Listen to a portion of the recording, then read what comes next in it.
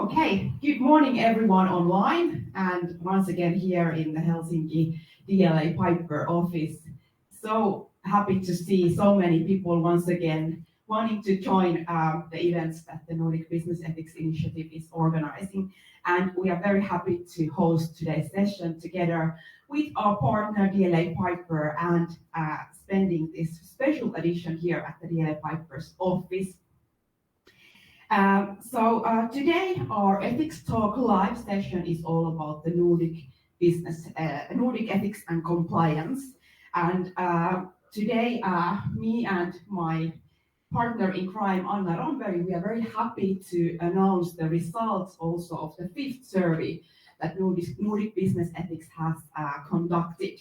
So we will today discuss a bit about the survey results, and we'll have here also panelists joining the discussion.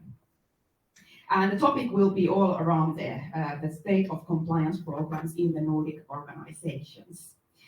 But at this point, I want to warmly thank, well, first of all, DLA Piper for having us here and for being a partner for the past 3 years. And also, I want to thank the partners who have been enabling this survey with us. So LRN and Forensic Risk Alliance. Without you, our partners, we would not be able to do the work that we do at the Nordic Business Ethics. So both from me, Maya and Anna's side, so thank you. But also thank you all of our members, network members. There are already thousands of you, so it's always really nice to have people joining our events, and especially today when we are talking about the Nordic Ethics and Compliance Survey results. So we would have not had these results without your support and your insights. So thank you everyone who has been contributing by answering to this survey. So what we have actually been serving in the Nordic Business Ethics Survey that we're going to talk about today. So this is the second time that we are actually conducting a survey for the people who have been working within the ethics and compliance. So the purpose of this survey is to gain insight, get to benchmark and share the elements of ethics and compliance programs for our peers. So we have done this not for ourselves, but for our members, so for all of you. And we really hope with Anna that you find these results insightful and that these will also help you in developing your compliance programs. In the survey that has been just, by the way, published in our website, and most of you or all of you should also have the link also in your mailbox. So the results have been gathered by the survey that was actually responded by 123 persons working in the Nordic context with the ethics and compliance programs. And so once again, thank you for everyone who has responded to the survey. And when we found, or when we were looking at the results together with Anna, I think there was a lot of very interesting insights, but we ended up having 6 key insights that we thought that this is very interesting from the survey perspective. And before actually inviting our panelists on the stage, I will share a bit on the key insights. So basically, the first point that we wanted to raise up was that we were very happy to notice that actually the professional diversity among the people who work with ethics and compliance has increased. And I think that as we are also one of the key people inside our organizations to promote diversity and inclusion, I think it's a very positive thing that we are also getting more diverse ourselves. Well, the next point that I wanted to raise is then maybe a bit more concerning. So we asked the question regarding the independence of ethics and compliance officers.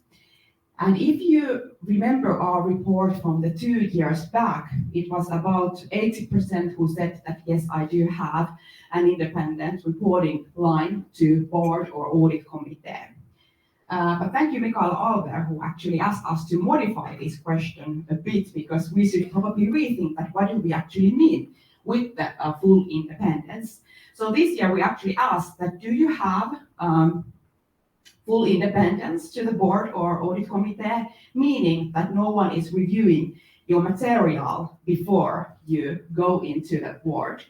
And based on this responses, only 27% said that yes, that we do have this full independence, and 50% said that yes, I do report to the board or audit committee, but the material is reviewed by the CEO or general counsel before that. Then if we move on to the third point we had, which is all about the really practical work that we do within the ethics and compliance team. So about the training and engagement. So I think it's not a surprise that all organizations basically have their code of conducts and they have their e-learnings. But of course, we are curious to ask that, what else do organizations do in order to make sure that all of the compliance requirements and ethical codes are becoming part of the reality? And we found it interesting that only 10% said that we are covering our full workforce in the face-to-face trainings. Then the fourth point was regarding to compensation schemes.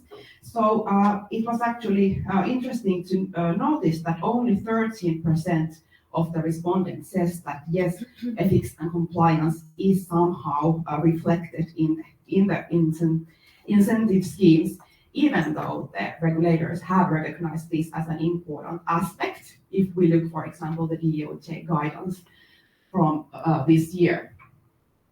Fifthly, I think a topic that is relevant for all of us, and we've all been working a lot with this during the past year.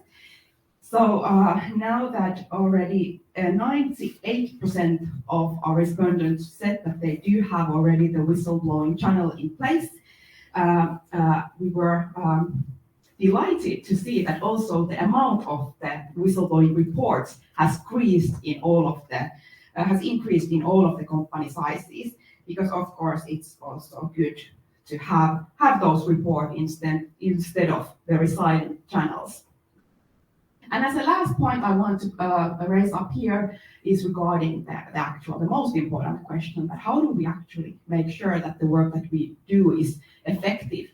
How do we make sure that the program is not just on a paper program, but it actually has its intended effect? And based on the results, there was 1/3 of the respondents who said that we have no ways of measuring the effectiveness of the work. So this is once again a point that the regulator is also highlighting. And of course, we know that it's important to evaluate your compliance program. So how do we ensure that actually the work that we do as an ethics and compliance professionals really has an actual impact? And how do we take the paper programs into reality for all of the employees in our organizations? So these are the questions that I want to discuss today with our great panelists. So I'm very happy to step aside a bit and also invite our panelists on the stage. So first we have here Susan in the staff. Susan is the VP Global Compliance at Connect Corporation, where for the past 6 years she has led the global ethics and compliance team responsible for training and awareness, reporting and investigations, sanctions, anti-bribery and corruption issues, third-party due diligence, and human rights. Welcome, Susan. Thank you very much. Great to have you here. Then we have here Satu Anneli Kauranen, Senior Counsel at the DLA Piper, and she's an expert in competition compliance and regulatory matters with over 20 years experience, principally from private practice Finland and abroad. Welcome, Satu Anneli. Thank you. And thank you for hosting us in your beautiful office. And then last but not least, Anushka Ram, Director at Forensic Risk Alliance, another partner. You come from the London office in the forensic accounting team, and Anushka has 15 years experience providing clients with regulatory risk and compliance services, with a particular focus on proactive and reactive anti-bribery and corruption services. Welcome, Anushka.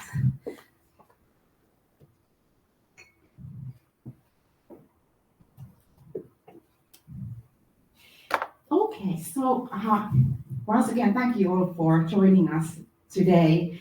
I wanted to just start with the easy question. So after hearing about the results and having also the preview of our report, so what are your kind of first reflections on the results?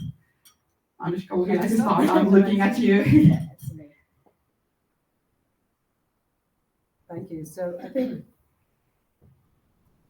so far there's been a positive trend towards having a more mature and sophisticated program, incorporating technology and expanding numbers in terms of team composition, which I think is quite heartening to see as compliance teams increasing their size in terms of their remit as well, for ESG and sustainability considerations being built into their responsibilities. It's good to see that teams are being built out. Risk assessments, for example, show a nice balance of face-to-face as well as document reviews. So you create that more fulsome picture of the enterprise and where your risks lie, which of course then help build into your policies and procedures and have that adequate program and defensible program that you're aiming to achieve. Really positively, and this will be my last point, I think the 98% of companies having a whistleblowing and anonymous whistleblowing hotline is an incredibly positive step.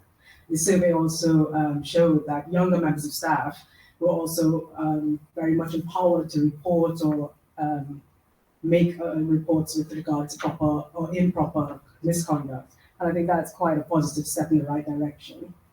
Should I pass to you then? Yeah, thank you, Anushka. Sadhu. Yes, I think I just can agree everything what has been just said.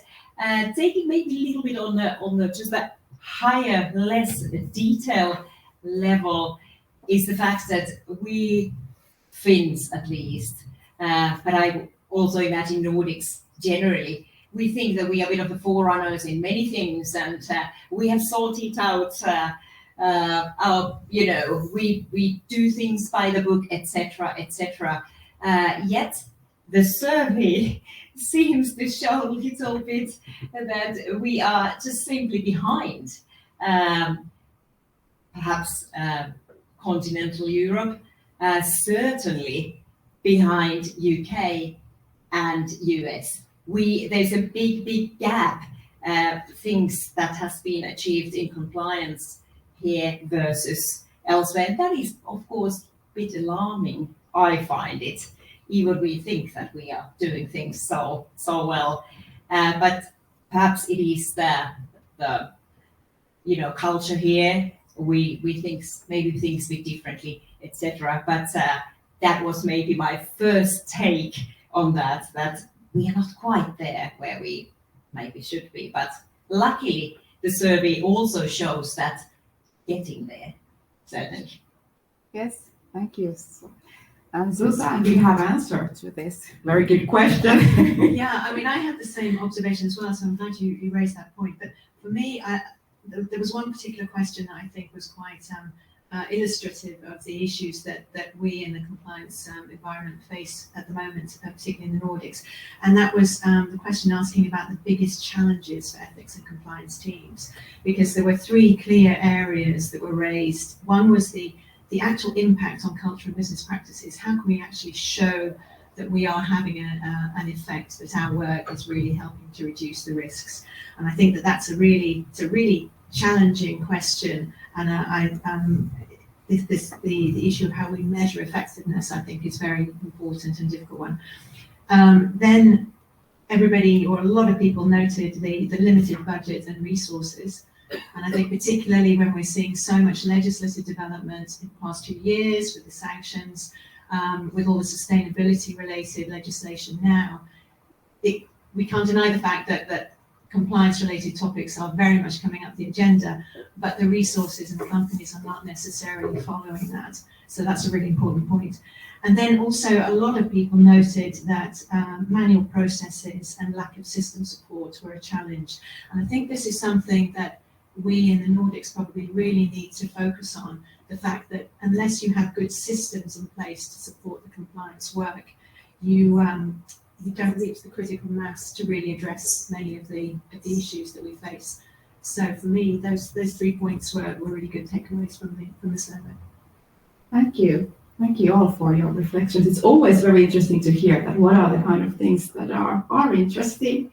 And by the way, now that I have asked this question from our panelists, so the floor is also open for everyone here in the room and also online. So if you have any questions, feel free to poll those during the stream. We have Sanna here who is looking at the questions, and if for a reason or another not all of them will be replied here, we will address those in the blog after this event. And everyone here in the room, just raise your hand if you want to comment or ask a question, and you will get the mic. But let's move on to the Nordic ethics and compliance functions. So it was actually interesting that, Susan, you raised the point regarding the lack of resources, and I had here the kind of positive side that we have actually increased with 43% expecting to even have more resources in the future. So we are slowly obviously getting there. And also, as mentioned, we have more professional diversity, which is a very good and positive thing. But one thing that was worrying me actually, and this is interesting that none of you actually noticed this or pointed this out, but when looking at the numbers in the last page on how many ethics and compliance officers are satisfied in their job or would recommend their position. So there was a decrease in these numbers, and I think that this is kind of very personal, that why we are less happy and why we are less likely to promote this position. But Susan, how do you see these kind of team related aspects? Yeah, I would certainly put the decrease in satisfaction down to the fact that compliance work has increased massively in the past 2 years, perhaps since the last survey, with all the sanctions work in particular and the human rights work that's coming, sustainability. It's a new landscape now, and I think that if teams haven't sort of caught up to that, it creates a lot of work pressure for those people in the teams, and that possibly explains the decrease in satisfaction. But the one point I wanted to reflect on the composition of functions is that I think it's really important to have people with different professional backgrounds in a compliance team. And we've seen at Kone that there are some of us who are lawyers. I'm a lawyer by background, but we have people who have more of an economics and financial background, with people who have sort of risk experience, marketing, communications as well. And you really benefit from those different skills in many different ways, both in terms of carrying out investigations, actually getting training programs from conception to rollout, and also in the response of people in the business. I once had somebody who was very happy that the new person coming into the team was not a lawyer, because they were on the they dealt with a lot of sort of trade compliance issues. And when I said the person coming in had more of a sort of logistics background, they literally said, "Thank God it's not a lawyer." So you do benefit. You need all those different skills, but people's perception of how a compliance team functions, I think, is greatly assisted by having people from a wide range of backgrounds. Fully agree. Yeah, Anushka, do you have some thoughts from your side to this team? Very much so. I completely agree with Suzanne. Having that multifaceted skill set amongst your team, having team members who are multidisciplinary has been hugely helpful. I've recently just come off being seconded as a global chief compliance officer, and traditionally a lot of teams have been made up of lawyers or led by lawyers, and it was quite a positive step to see that now we've got persons with business administration and management skill sets coming into teams now. And I think that does help with creating that more harmonious and collaborative relationship with the business, and having better relationships with the first and second line functions, when your compliance team, which usually tends to feel like we're policing the business, can relate to the commercial pressures and the initiatives being brought about by the first line functions, but being able to provide from a strategic point of view what are the considerations that need to be made from a compliance aspect. Additionally, as Suzanne also pointed out, from an investigations point of view, you suddenly now need a more forensic mindset. From the DOJ's evaluation compliance program, there's quite a focus on testing and continuous monitoring. And a lot of that comes with having that analytical skill set, that forensic mindset, ensuring proper document retention and having all your repositories quite clear to be able to demonstrate your defensibility. Could not agree more. I think we have a question online, do we? Nina, can we get the mic to Sanna? So, let's see what will be our surprise question. Okay, so Arthur is asking, in terms of Nordic companies getting there with their compliance programs, what kind of a role do you see for Nordic authorities and regulators? Authorities in, for instance, the US, UK, and France have released helpful publications with guidelines and expectations regarding compliance programs. Are those from the Nordics doing enough in your view? Excellent question. Any volunteers for? Certainly, obviously, volunteering for this. This is very wide, as Susanne pointed out. Compliance work is really, really wide range of things. So there would be also many authorities involved. It is perhaps a bit different situation than, for instance, in US, where the Department of Justice has a role of giving guidance on this. So I think in the Nordics we are in a little bit different situation, but luckily I think that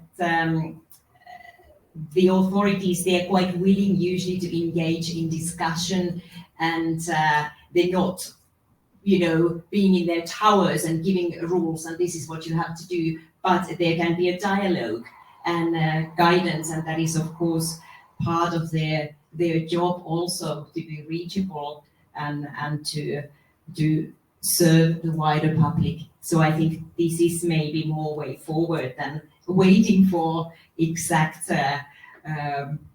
guidance papers from authorities, also because there would be many of them.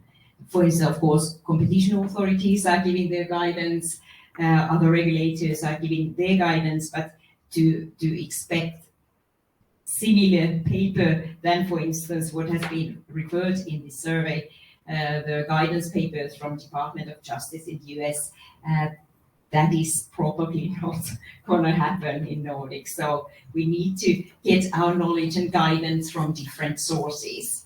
But I imagine that we will have in our respective countries helpful authorities when we raise questions and approach them. Thank you, Satu Anneli. And good question. Let's have more questions online, so feel free to continue asking those. But next I wanted to move on to the board access. And of course, if anyone in the room has here a good views on this one, I'm happy to hear. So as mentioned, we did ask this question this year a bit differently.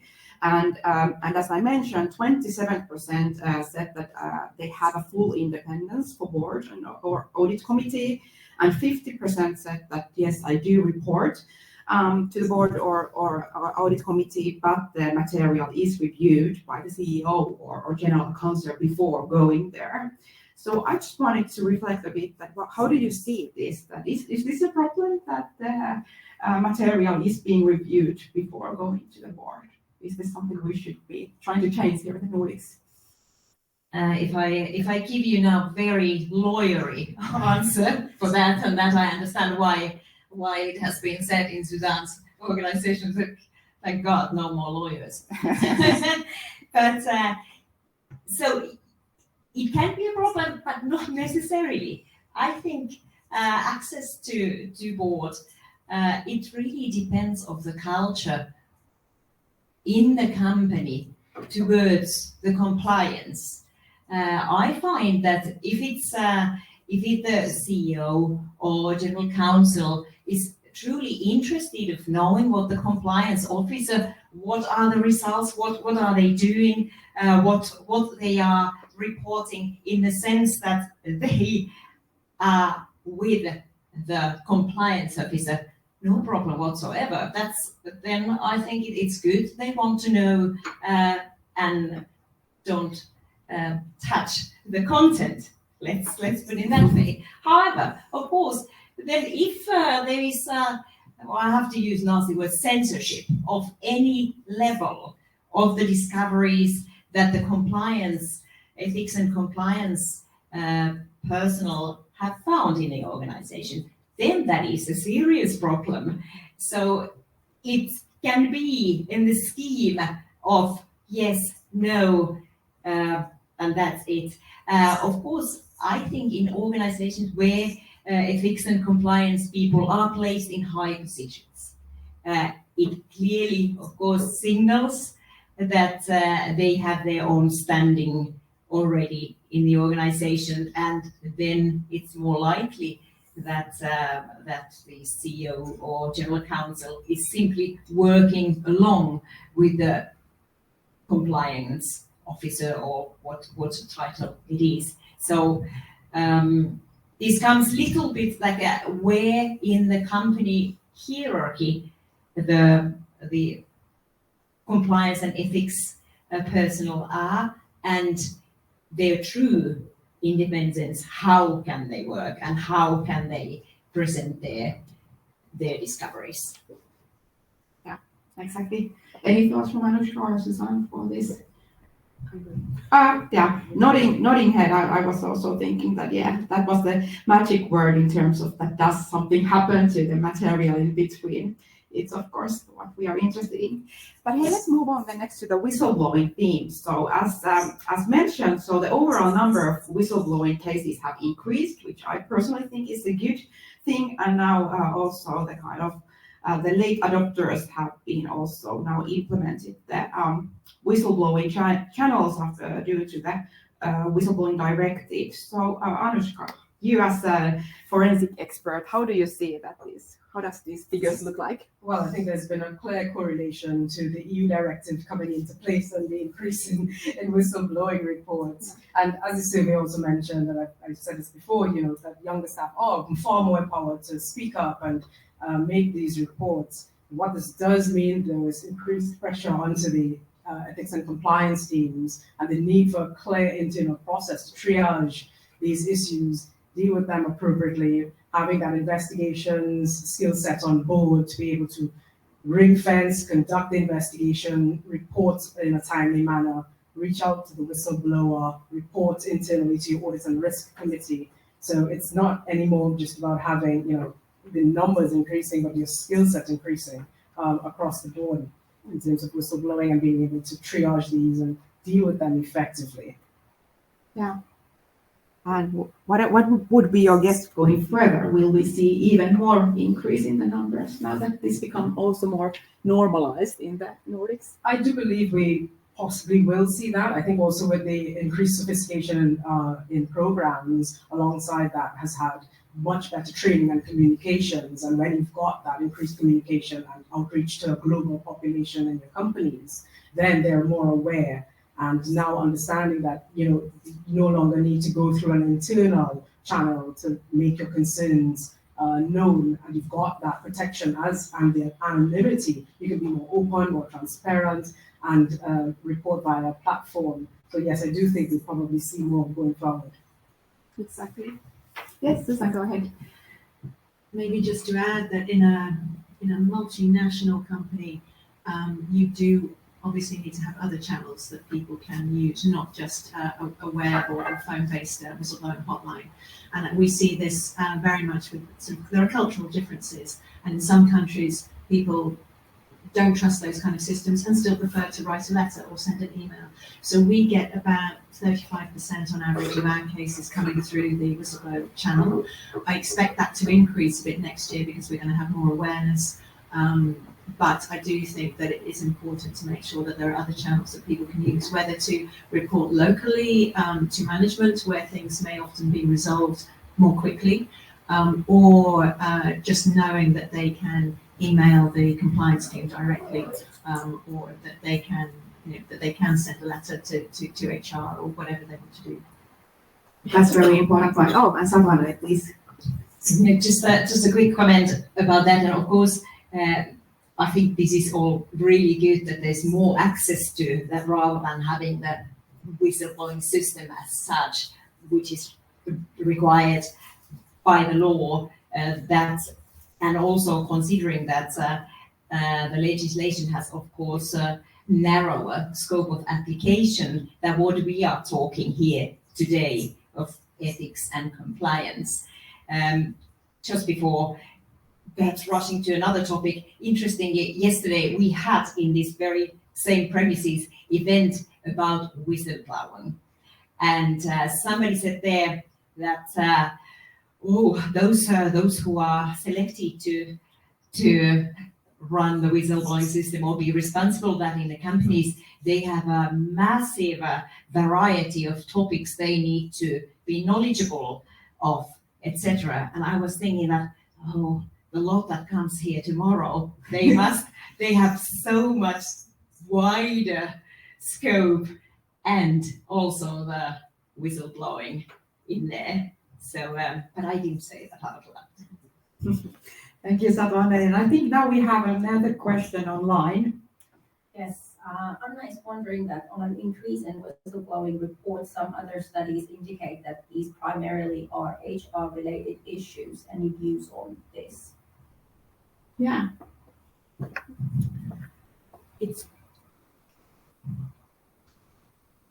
It's true that there has been an increase, I think, generally in HR-related issues. It's possible, we've seen this particularly in the US, but also in other countries as well. And I think it's partly a reflection of the times where people are, there is more division in society and people get upset about more things. And so they use the whistleblower channels as a means to complain about things which are not always compliance related. So, but nevertheless, there is also more sensitivity towards genuine compliance related HR issues like discrimination, harassment, bullying and things. So yes, there's an increase. Some of it's compliance, some of it's probably related to other things. Thank you, Susan. I'm trying to find the number from our report because we also have the question on how many of the cases are HR related, and based on our results, 54% said that were related to the HR matters from the cases that have been reported totally. But hey, there's another question on the line. Let's have that one. Yes. Anna is wondering that if the panelists think that increased resources in compliance is something to strive for, can it be a sign that the rest of the organization is not fully on board? I think it's something we definitely have to strive for, and I think it will, the fact that there is so much more legislation relating to compliance coming means that the topic of compliance in its very different forms comes up the agenda of the board. And so it is an area where compliance teams are, and their work is going to become a lot more prominent in the next couple of years. And I think that will lead to more resources coming to the teams. I think it has to, but it always requires a company facing a situation where it realizes that it has to do something by legislation. It's got that legal requirement, and then that's always the trigger then for the resources to go there as opposed to somewhere else. It becomes not just a nice to have, but an essential. Thank you, Susan, for the great answer, and thank you, Anna, for the great questions. Let's move on next to the maybe the most important question, which is about measuring the effectiveness of ethics and compliance. And I think it was a great remark when Satu mentioned earlier that we are here in the Nordics are very good in kind of doing things by the book. And so we know that the compliance programs on the technical side are well done. So we have the policies and trainings and whistleblowing channels. But then measuring the effectiveness, it's of course much, it's broad question. It can be very difficult, and there is not one way of doing so. And also by just looking at the DOJ guidance for a Nordic organization is not the same as for another company it would be. So in a way, it's understandable that 1/3 of the respondents said that they are not measuring their effectiveness of the ethics and compliance work. On the other hand, I think it's not even, we might not even have the same understanding of what do we mean, what are the good ways of measuring the effectiveness. But Satu Anneli, what do you think that are good ways to actually measure? As Susanne mentioned at the very beginning, this is challenging question.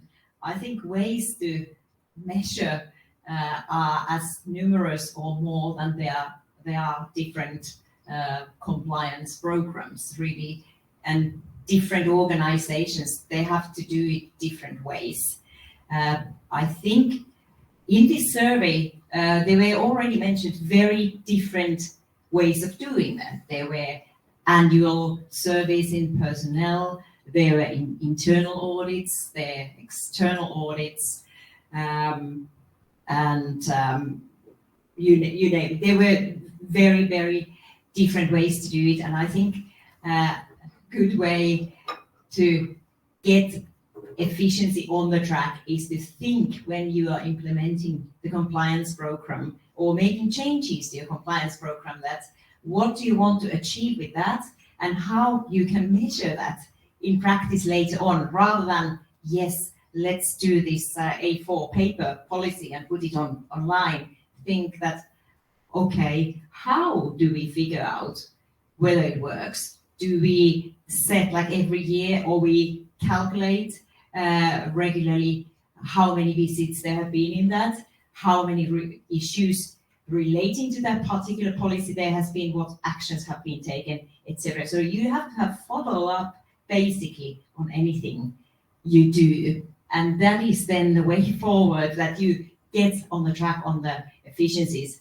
I'd love to give you an answer that this is the best way to do it. I would be very rich consultant. I would patent that and sell it to everywhere. But I think every organization needs to find suitable way for themselves. What are their resources, and what steps they can do to measure, but do something. Otherwise, if not measuring at all, it's a bit like you put money on shares, and well, either you don't do anything and then see whether you lost all your money, whether it was a disaster, or were you lucky enough to get something right, or whether you follow, you sell your shares at a certain point, maybe buy something else. So it's not like compliance programs are something that it's done and ready.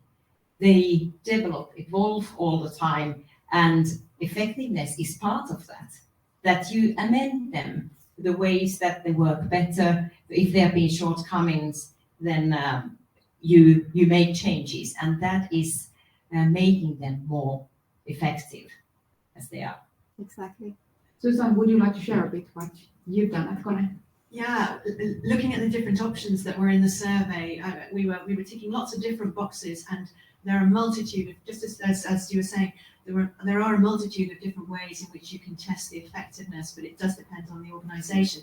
So just to mention a few that we found helpful is that we have now very close collaboration between the assurance function, previously known as internal audit, with the assurance function, internal controls, risk management and compliance. So we regularly meet in order to discuss cases that might have been investigated by compliance, what were our findings, the actions of the assurance group when they've been doing their assessments in local subsidiaries, what are their findings for compliance. We pass on things to the risk group, internal controls, are they working, are they not? And that collaborative effort between the four functions is really helpful in terms of getting the third party perspective, say from the assurance group, as to is compliance awareness really where it should be in the local subsidiaries, but also in terms of us being able to give feedback on gaps that we've seen coming out of investigations, for example. So that's a really effective way to test the effectiveness of the ethics and compliance work. I think also then our own frontline risk assessments, compliance risk assessments are helpful. We need to do a lot more of these than we're doing currently, and it requires resources because it's time consuming. But I think that is a very going around interviewing people is probably the best way to really assess how effective a compliance program is. And for us, it has led to some surprising results. You might have expected that our HR department would be fully aware of our whistleblowing hotline. Not always the case. So it's only by really going around and asking people about these things that you discover the holes that you need to plug. But then I think also there's an important role for externals. So we've done some impact assessments over the past few years. There was one on anti-bribery and corruption. We've done 2 actually on human rights, where they have assessed not only the inherent risk that exists, but also the mitigated risk, the net risk after the mitigation actions have been taken. And that's been quite helpful in order for us to be able to see where we still need to do more in order to mitigate our risks. So getting that external view, I think, is helpful as well. And getting people to sort of review the programs that we have from an external perspective is always good. But it's an iterative process. You have to keep looking at where the risks that might be changing, where things perhaps haven't worked in the past. You might have tried something and then realized that your best intentions have come to nothing, and so you just have to go back to stage 1 and think again. And we shouldn't be afraid to do that in the compliance world. There might be a tendency, particularly for those of us maybe with a legal background, to think, found the problem, here I fixed it, this is done for all time. That's not the case in compliance. You have to keep going back, and it's just a constant loop. Thanks, Susanne, for sharing. That sounds very good. Yeah. Can I just, of course, maybe continuing with these externals a little bit, because there was both inner survey results. It was internal audits were quite high percentage, and then external audits.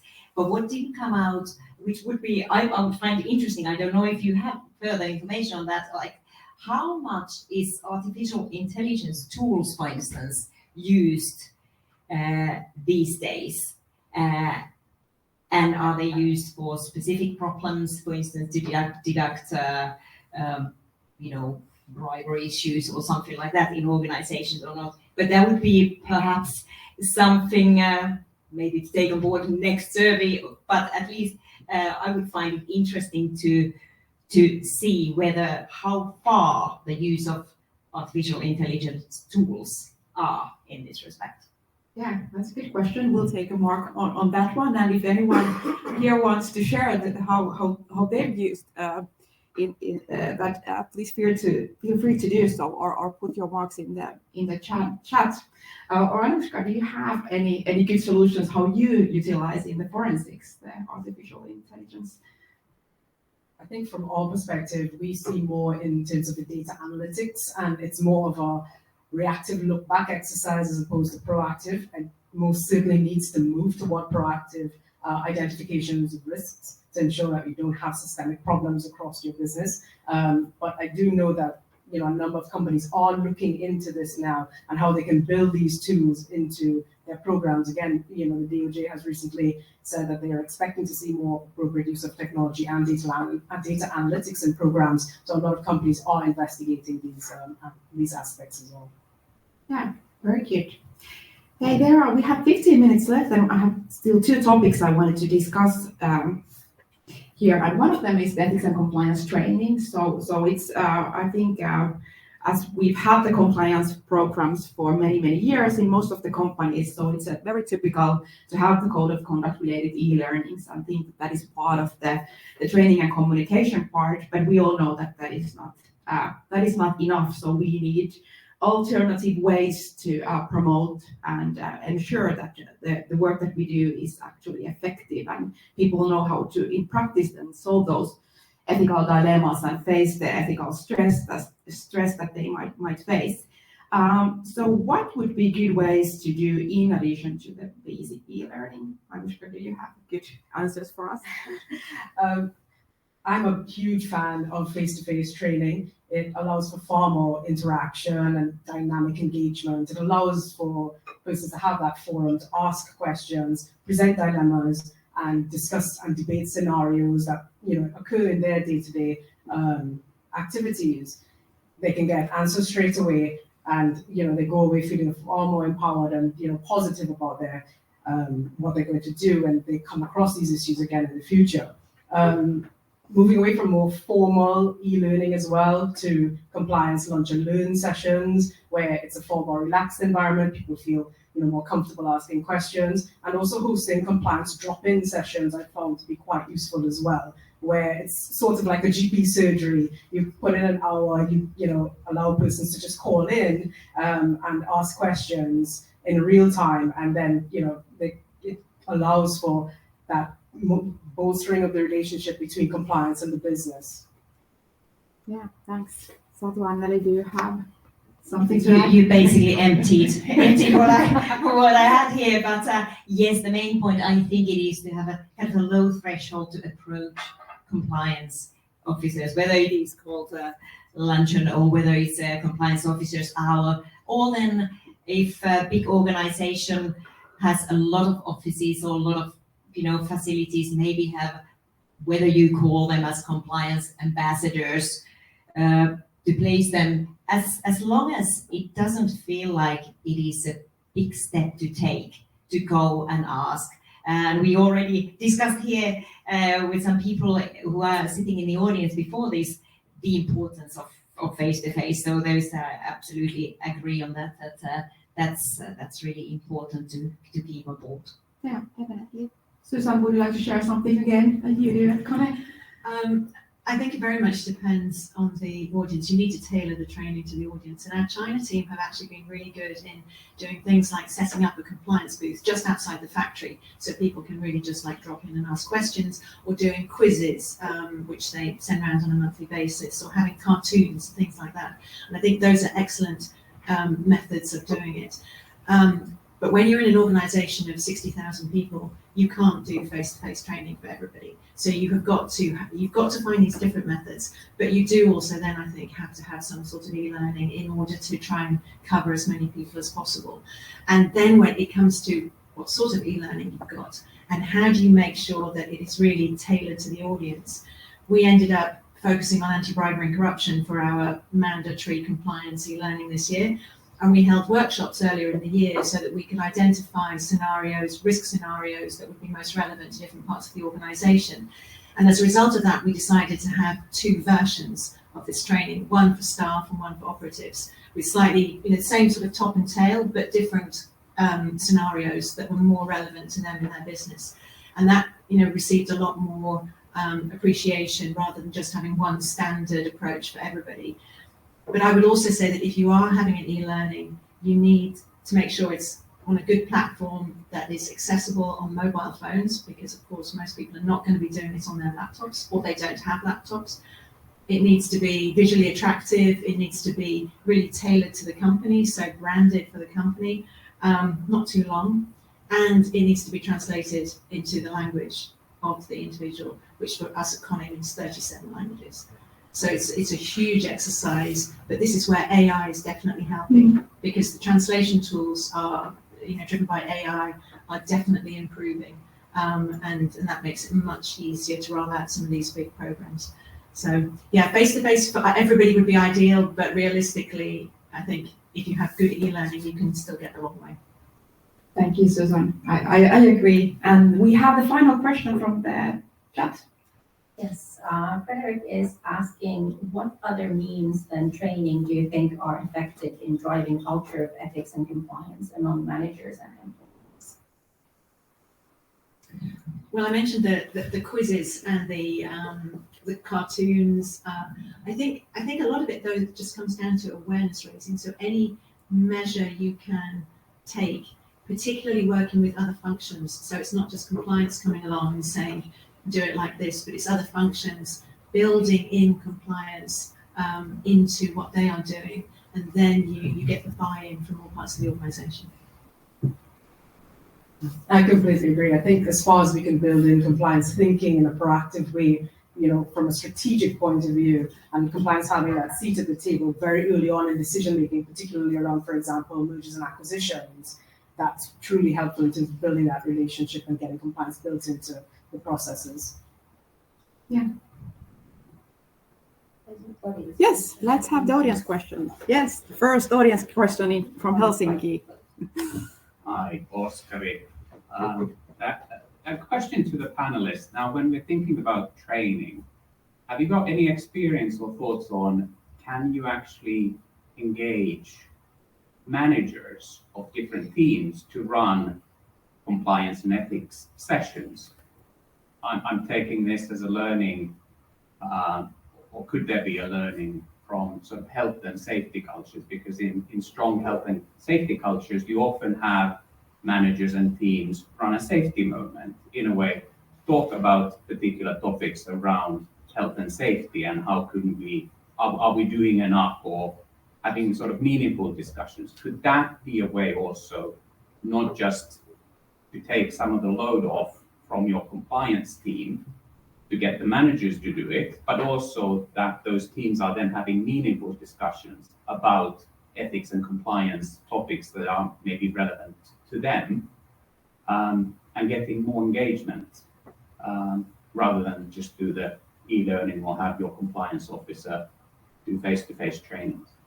Any thoughts on that? No, absolutely. I mean, in a multinational, frequently you see country managers, for example, also have the dual hat responsibility of being the ethics ambassador or the ethics point of contact, and also being responsible for delivering some of the training, being there in real time in terms of time zones to answer questions. And I found that to be quite effective, yes.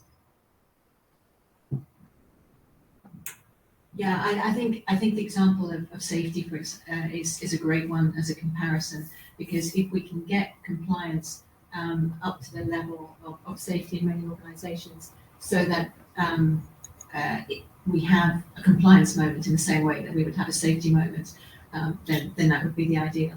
I think probably in the Nordics we're not quite there yet, but it's definitely that would be the ideal approach going forward. But I definitely agree, we need to make sure that managers really understand that compliance is part of their job and not really an add-on.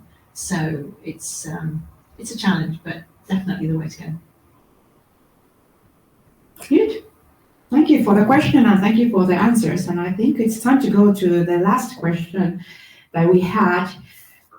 So it's about the incentives. So once again, this is an area where we are maybe lagging a bit behind, with only 13% of the respondents saying that ethics and compliance is reflected in the compensation and incentive schemes. Yeah, and I had here a global benchmark from the LRN study that says that 45% incorporate ethical conduct as a factor in bonus allocation. So maybe a question to all of you, should we incentivize ethical behavior, and if so, how should we do it? If I just briefly, yes, people always like to have good incentives, and it puts a positive spin on things. When we think of this international benchmark, perhaps again there may not be a bit of a cultural difference here in Nordics. What is for instance, salaries based, and what are the bonus systems based, etc., etc. And in a way, it is easier to think that if you have failed in compliance, you would not be in a promotion track, or you would not be getting bonuses or something like that. So that would be, of course, kind of working another way around. But of course, yes, why not? In order to have fully committed personnel and management, etc., in the company, it can be one of the incentives as well, along the whatever there would be sales targets or number of customers or whatever. Certainly not any less target. How to do it and then how to measure it, that is of course more difficult than looking just simply facts of sales figures or something along those lines. But for instance, when I mentioned the ethics ambassadors, if they do extra training, provide a bit of extra services on the top of their normal tasks, I think they would have deserved a bit of extra in, for instance, in the salary or whatever the way to incentivize them would be. Thanks. Yeah, I mean, previously I've been asked, why would I pay someone to do what they should be doing anyway? Exactly. But I completely agree. I think when people have something to work towards, a goal, and it's built into their performance reviews, they then find innovative ways to build it into their day-to-day. And then unconsciously they start, having that ethical mindset if they've got something to work toward. So I'm very much in favor of incentivizing persons as well. Yeah. How about you, Susan? I completely agree with that, and I think it also depends how you categorize an incentive, because it also might be, do you actually in reviewing, in appraising personnel, do you take into account their ethical conduct rather than it being a specific goal, but is it just, is it something that is taken into account? And also, if there has been a misconduct case, how does a company react in that situation? Do they always make sure then that that person is not on track for the next promotion, or that that it is taken into account? So I think there are different ways of measuring it, but I would completely agree otherwise with the points. Yeah, that's a very good point, and also that it's not always visible somewhere that you can actually see it, but it's in behind the decision making. But it's been a very great discussion, and just as a kind of a last key takeaway, I would ask all of you to share a very quick key takeaway. What would you like to share with the ethics and compliance community? Susan, you have the mic, so you can start. I would say that the past 2 years have seen huge changes in compliance work. I think the next 2-3 years will also see big changes, and we need to make sure in our roles in compliance that those changes are very clearly visible to management, so that we get the support that we need. And that way, I think that the Nordics will soon catch up to the standards and expectations that we see from some from the US, from the UK, other Western European countries. But it's great to see the progress that we have had in the past few years. Huge progress, I think, in Finland in particular, in the fields of compliance, and I just see that going from strength to strength. Thanks. Would like to end with a positive note. I think the survey shows really good positive development as well. So I think compliance people and companies and their management are doing good job improving the situation in the companies in the Nordic. As Susan just said, the ethics and compliance workload, it's enormous. It's just getting bigger. Do not get deflated. If you have lack of means of measuring them, just develop what you can do best, what would fit in your organization. That is all good, and that is all bringing your excellent work forward. I think for me, I'd like to see more people moving into compliance, purely because it's quite an exciting space to be in, particularly now with our responsibility in terms of ensuring we have a greener planet, ESG considerations, sustainability. So this is actually my key takeaway following your earlier comment. We have a lot less people being positive about being in compliance roles. And it's quite an exciting space to be in, and particularly now, from my experience, I'm seeing more buy-in from the tone at the top, from senior management, and support for these initiatives, particularly as ESG considerations, particularly, and concerns about greenwashing, for example, are coming to the forefront. So we're starting to see more boards of directors asking those questions, members of the board being ex-compliance professionals who are very much in support of compliance. So let's have more people in compliance and build out our teams and really have a successful time going forward. Yes, let's do that. And I also here want to just kind of make a note. If someone was wondering, then why do we have 4 plus 5 women here at the event? So originally we were supposed to have a half men, half female, but we had some changes in the agenda. So we did think about this diversity aspect here as well. But at this point, I really want to thank our great panelists. It was a wonderful discussion and very insightful, and I'm sure that everyone here got some great new ideas, and I hope on behalf of myself and Anna that also you will find the report. The study we made very useful. Once again, thank you for everyone who participated there. Thank you for everyone who participated in these events. I hope to see you all soon with the Nordic Business Ethics Initiative. Thank you.